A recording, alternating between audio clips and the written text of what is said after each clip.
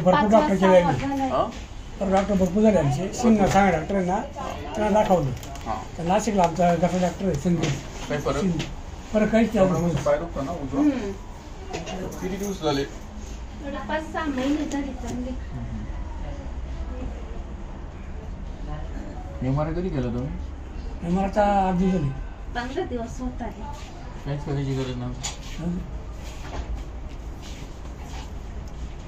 एवढे दुखते दाबले हो तिथे दुखतो इकडे दाबले दुखतं बघा ए नको इकडे दाबले दुखतं इकडे दाबले काही दुखत नाही. नाही आता इकडे बघा ह्या कमरावरती पाठीमागच्या 15 ते 20 वर्षापूर्वी कमरा जोरात पडेल पुढे 20 वर्षाच्या 20 वर्षापूर्वी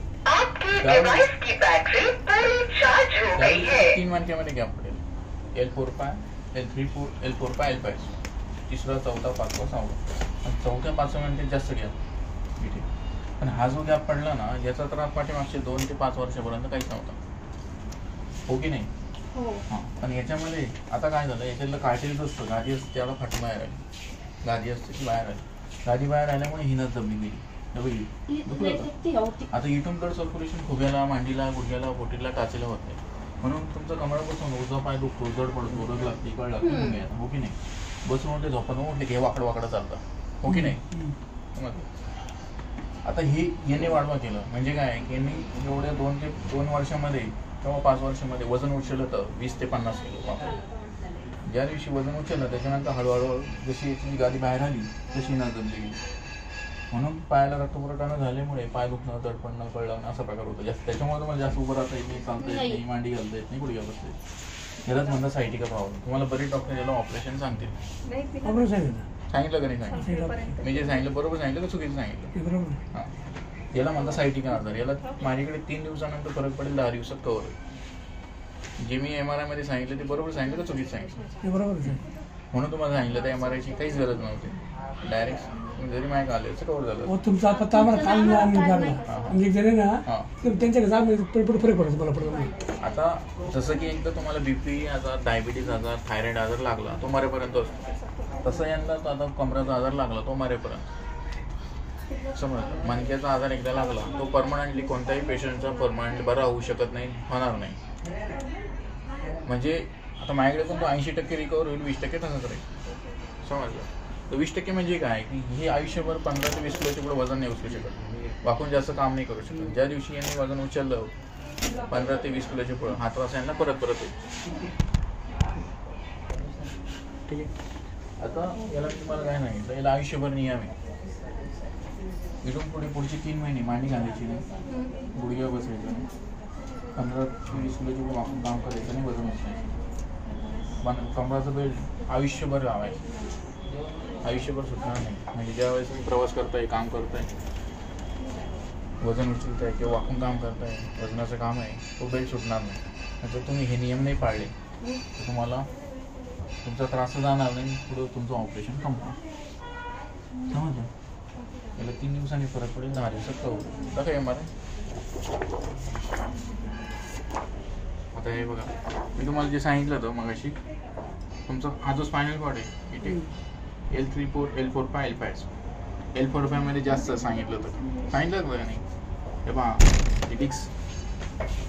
डिस्क खाली सरकली कार्टेज बाहेर आलं ही गादी बाहेर आल्यामुळे तिथून रक्तपुरवठा दोन्ही पायाला होतो आणि हेच कार्टिलेज बाहेर जे येतं डॉक्टर काय करतात मणकं सेट नाही करू शकत मणकं जर सेट करायचं आहे तर त्याला क्लिप टाकली जाते स्क्रू मारले जाते तर ते ऑपरेशन खूप डेंजर असतं त्याच्या ऑपरेशनमध्ये 3 प्रकार असतात operation major operation open surgery आणि लेझर सर्जरी लेझर सर्जरी किंवा ओपन सर्जरीमध्ये काय करते ही कार्टिलेज म्हणजे गादी असते ती कट करता फक्त बाकी त्याच्याला जो गॅप जो तसंच ठेवतात जर मणका सेट करायचं तर त्याला प्लेट लावून स्क्रू मारून तो सेट करता येईल असा नाही समज त्याला फक्त 10 दिवस सांगतो तेवढं जमेल करायला बसू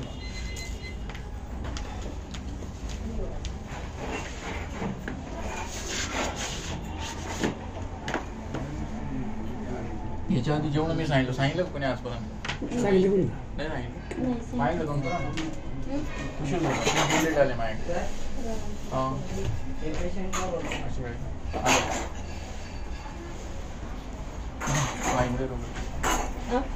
डोकं इकडे पाय तिकडे. MRI तुम्ही 3-3.5 घातले हेच बाहेर 7-8 हजार गेले असते. पण तेवढा खर्च तुमची ट्रीटमेंट झाली असते. काल माहिती झाली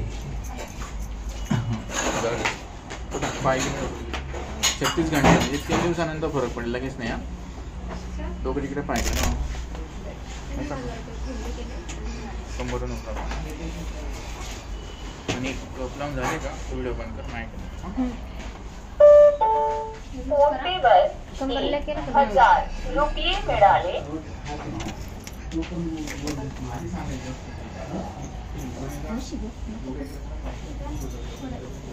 कंबर दुखतं ना? अरे सरळ झोपलेला आपल्याला नाही ना.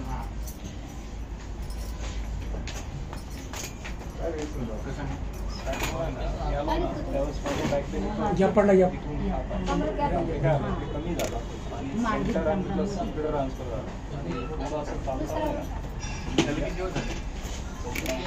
म्हणजे गॅप पडला होता माझा एखादा दिवस थोडा असं किरकोळ म्हणजे असं वाटतं मला काहीतरी आता उठं कमरा नाही दुखतं. कमरामध्ये हो इथे म्हणजे इकडे ट्रान्सफर झालं इकडे नाही दुखत.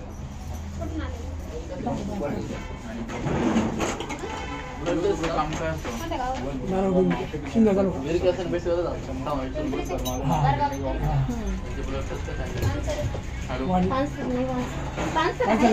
बांधायला बांधायला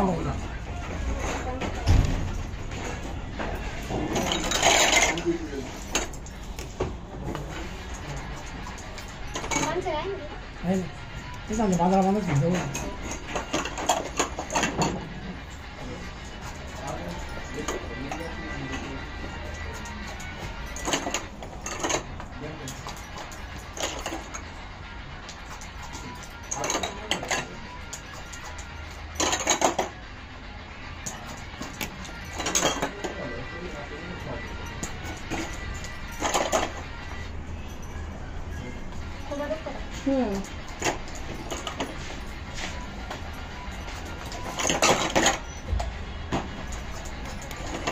जवळपास स्टार्टिंग इकडे होतं त्यानंतर हे कमी झालं म्हणजे जवळपास बंद असतं आता इकडे स्टार्ट होतं.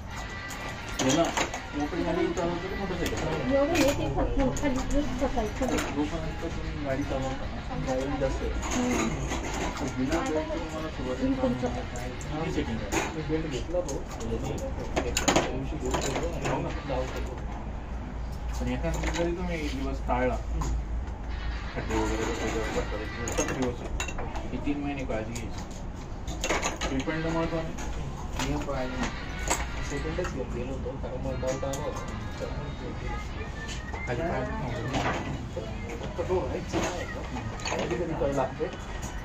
इथे जेवढी सूज वाढली तरीच पाहायला कळलं. ट्रान्सफर होण्याचं मला नाही कळलं.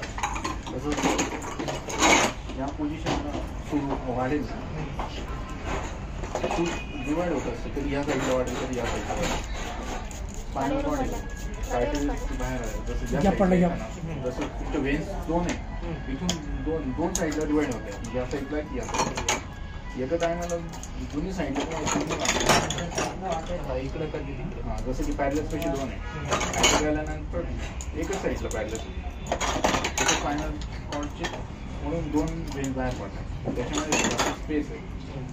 ज्या साईडला मुवमेंट जास्त झाली बोर्डाला त्या साईडला हो सूज वाढते. तिकडनं दुखायची असेल तिकडनं हां असं आहे.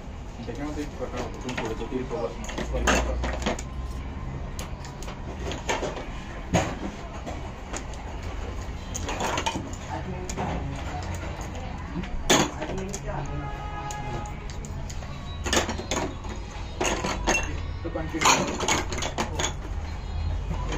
बाहेर ट्रॅव्हलिंग गडबड होती.